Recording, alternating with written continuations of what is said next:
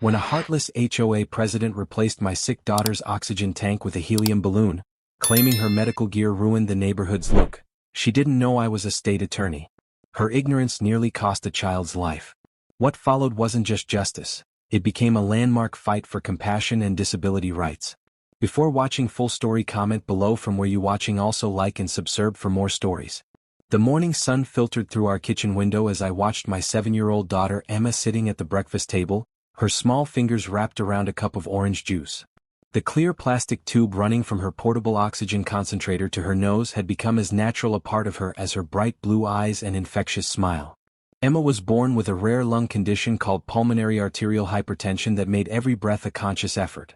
For 5 years, we'd battled countless hospital visits, sleepless nights filled with the sound of her labored breathing, and the constant fear that gripped my heart every time she struggled for air. The doctors had explained that her lungs couldn't process oxygen efficiently, making the concentrator not just helpful, but absolutely essential for her survival. But Emma? She never complained. Despite the tubes and machines that surrounded her daily life, she painted rainbows on everything she could find, collected stickers from every doctor's visit like trophies, and dreamed of becoming a veterinarian who would help sick puppies get better. Her resilience amazed everyone who met her. "Daddy, can I play outside today?" she asked, her voice soft but hopeful, the way it always sounded when filtered through the constant flow of supplemental oxygen. "Of course, sweetheart. Just stay in our backyard where I can see you, okay?" Our neighborhood, Willowbrook Estates, had strict HOA rules that governed everything from mailbox colors to lawn height. As a state attorney, I understood the importance of community regulations and property values, but I also knew when they crossed the line into harassment. What I didn't know was that our HOA president, Margaret Thornfield, had been watching our house with growing irritation for months. Margaret was the kind of woman who measured her grass with an actual ruler every Saturday morning and filed formal complaints if your mailbox wasn't the exact approved shade of midnight black. She'd lived in Willowbrook Estates for 15 years and treated the neighborhood like her personal kingdom, complete with subjects who needed constant supervision and correction. I'd had run-ins with Margaret before. She'd cited us for Emma's medical equipment being visible from the street, despite the fact that it was barely noticeable on our back porch. She'd complained about the delivery trucks that brought Emma's medical supplies, claiming they disrupted the peaceful ambience of the community. Each time, I'd politely reminded her that the Americans with Disabilities Act protected our right to necessary medical accommodations, but Margaret seemed to view this as a personal challenge to her authority. That Tuesday afternoon, I was in my home office reviewing case files for an upcoming trial when I heard Emma's panicked voice piercing through the quiet neighborhood air. "Daddy? Daddy, help. Please help me." The terror in her voice sent me running. I burst through the back door to find Emma sitting on her favorite purple swing, tears streaming down her face, her small body shaking as she clutched a bright red helium balloon. Her portable oxygen concentrator, the machine that had been her constant companion for years, was nowhere to be seen. "Where's your oxygen tank, baby? What happened to your helper machine?" Emma's words came out in gasping sobs that made my blood run cold. "The mean lady took it. She came into our yard and said I was being dramatic and didn't really need it. She gave me this balloon instead and said it has the same air inside." My world stopped. Without her oxygen concentrator, Emma's condition could become life-threatening within hours.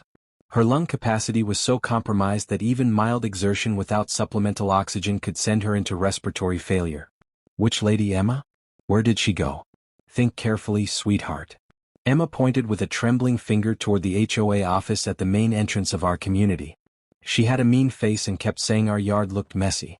She said the machine was ugly and made the neighborhood look like a hospital. I scooped Emma into my arms, feeling how her breathing was already becoming more labored. Racing inside, I grabbed one of our backup oxygen tanks from the medical supply closet and quickly connected the familiar tubing to Emma's nose. As the oxygen began flowing, I watched her breathing slowly stabilize, but I could see the fear still lingering in her eyes. "I'm scared, Daddy. Why did she take my helper machine?" I told her I needed it to breathe, but she said I was lying. The drive to the HOA office took less than 3 minutes, but it felt like hours. Emma sat beside me, connected to the portable tank, still clutching that red balloon like evidence of what had happened to her. Margaret Thornfield sat behind her mahogany desk like a queen holding court, surrounded by neighborhood violation notices, perfectly organized files, and a large banner that read, "Maintaining Excellence in Community Living." She looked up with barely concealed annoyance when I burst through the door, Emma in my arms. Mr. Davidson, I'm glad you're here. I hope you're finally ready to discuss your daughter's medical equipment situation. It's been creating quite an eyesore in our community for far too long. You took my daughter's oxygen tank? My voice was dangerously quiet, the kind of tone I used in court when I was about to destroy a witness's credibility. Margaret adjusted her glasses and straightened her blazer, clearly prepared for this confrontation. I confiscated inappropriate equipment that violates our community standards. That noisy machine was disrupting the aesthetic harmony of our neighborhood. Section 4.2 of the homeowners agreement clearly states that all medical equipment must be pre-approved by the Architectural Review Board. I stared at her in disbelief, struggling to process what I was hearing. Mrs. Thornfield, my daughter has pulmonary arterial hypertension. She needs that oxygen concentrator to breathe. Without it, she could die. Margaret waved her hand dismissively as if swatting away an annoying fly. Children are naturally dramatic about everything, Mr. Davidson. A little fresh air and exercise will do her more good than being dependent on machines. Besides, I provided a perfectly suitable replacement that's much more aesthetically pleasing. She gestured proudly toward Emma's confiscated oxygen concentrator, which sat in the corner of her office like seized contraband. Next to it was a bouquet of colorful helium balloons, apparently her solution to the neighborhood's medical equipment problem. That balloon you gave her? It's filled with helium. Do you have any idea what would happen if she had tried to breathe from it? For the first time, a flicker of uncertainty crossed Margaret's face. Well, it's still air, isn't it? Gas is gas. The ignorance was absolutely staggering. Helium displaces oxygen, Mrs. Thornfield. If my daughter had tried to breathe from that balloon, it could have suffocated her. You nearly killed a 7-year-old child because you thought her life-saving medical equipment was unsightly. I connected Emma to her backup oxygen tank, watching as her breathing slowly returned to normal. Her small hand squeezed mine as she whispered, "I was so scared, Daddy. I thought I was going to die like the goldfish did when we forgot to clean his bowl." "I know, baby. Everything's going to be okay now. This lady made a very big mistake, and Daddy's going to make sure she never hurts anyone like this again." But it wasn't okay. As I looked at my daughter's pale face and listened to her still labored breathing, something fundamental shifted inside me. This wasn't just about HOA overreach anymore. This was about a woman who had endangered my child's life out of petty spite, willful ignorance, and a complete disregard for human decency. Margaret must have sensed the change in the atmosphere because she quickly tried to backtrack. "Now, Mr. Davidson, I'm sure we can reach some sort of reasonable compromise here. Perhaps we could discuss relocating the equipment to a less visible location." "There will be no compromise." My prosecutor's voice emerged, cold and precise as a surgical instrument. "You endangered a child's life today. You entered private property, confiscated life-sustaining medical equipment from a 7-year-old girl, and replaced it with something that could have killed her. Now see here, I had no way of knowing the extent of her supposed condition. You had no way of knowing because you didn't bother to ask. You didn't bother to read the medical documentation we submitted to the HOA board 3 years ago when we moved here. You saw a child with medical equipment and decided it was inconvenient for your aesthetic preferences, so you took it upon yourself to play doctor. I pulled out my phone and called 911, requesting paramedics to evaluate Emma and document her condition. Then I called my colleague Sarah Martinez in the district attorney's office. Margaret's face grew progressively paler with each phone call she overheard. "Hi Sarah, it's David. I need to report a case of child endangerment." "Yes, against an HOA president?" "No, I'm not kidding." The paramedics arrived within 8 minutes, their presence immediately filling the small HOA office. As they checked Emma's oxygen levels and vital signs, I watched Margaret begin to realize that this situation wasn't going to be handled with a simple apology and a promise to do better. "Mr. Davidson, surely we can handle this matter within our community guidelines. There's no need to involve outside authorities in what amounts to a simple misunderstanding." "Mrs. Thornfield, let me ask you something. Do you know what I do for a living?" She shook her head, though something in her expression suggested she was beginning to understand that she'd made a catastrophic mistake. "I'm a state attorney. For the past 12 years, I've specialized in prosecuting people who endanger children. I've sent people to prison for much less than what you did to my daughter today." The color drained completely from Margaret's face as the full implications of her actions began to sink in. The paramedic treating Emma looked up from his equipment. "Sir, your daughter's oxygen saturation levels are dangerously low. Without her concentrator, she could have gone into respiratory distress within the hour. Whoever removed this equipment could have killed her. Over the following days, the story spread through our community like wildfire. Neighbors who had quietly endured Margaret's tyrannical rule for years suddenly found their voices and began sharing their own horror stories. They formed a line outside my door, each person carrying documentation of harassment, unreasonable fines, and petty cruelties that had made their lives miserable under Margaret's reign. Mrs. Chun from Maple Street came forward with a thick folder documenting how Margaret had tried to ban her son's wheelchair ramp because it disrupted the uniform appearance of the sidewalk aesthetic. The Rodriguez family shared how they'd been fined $500 repeatedly for their daughter's medical alert service dog being off-leash, in their own fenced backyard. An elderly veteran named Frank Morrison showed me citations he'd received for his oxygen tank being visible through his living room window. The local news picked up the story within 48 hours. HOA president removes child's oxygen tank, replaces with potentially fatal helium balloon, became the headline that sparked outrage across the entire state. The story went viral on social media, with people sharing their own HOA horror stories and demanding accountability. I filed formal criminal charges: child endangerment in the first degree, reckless conduct, criminal trespass, and violation of the Americans with Disabilities Act. Margaret hired the most expensive defense attorney money could buy, but the evidence against her was overwhelming and undeniable. During the trial, Emma testified with a courage that simultaneously broke my heart and filled me with enormous pride. When the prosecutor asked her to describe what happened that day, she spoke in her small, clear voice about being scared and unable to breathe, about not understanding why the mean lady had taken away her helper machine that kept her alive. I tried to tell her that I needed it to breathe because my lungs don't work right, Emma said, looking directly at Margaret across the courtroom. But she said I was just pretending and being a drama queen. She said sick kids make the neighborhood look bad. The courtroom was completely silent except for the soft sound of people crying and the quiet hum of Emma's oxygen concentrator.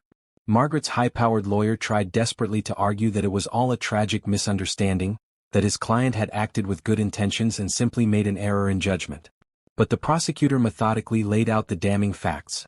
Margaret had been repeatedly informed about Emma's condition through formal medical documentation submitted to the HOA board. She had received multiple letters from Emma's pulmonologist explaining the absolute necessity of the oxygen equipment. She had been provided with legal briefs about disability accommodation requirements. She had chosen to ignore all of it. The most devastating evidence was the recording from my phone during our confrontation at the HOA office. Margaret's dismissive attitude toward Emma's medical needs, her belief that children were naturally dramatic, and her shocking admission that she hadn't bothered to research what helium could do to a child who tried to breathe it painted a picture of willful negligence that bordered on malice. Margaret was convicted on all counts. She received 2 years in state prison, 5 years of probation, and was ordered to pay $50,000 in fines plus all of Emma's medical expenses.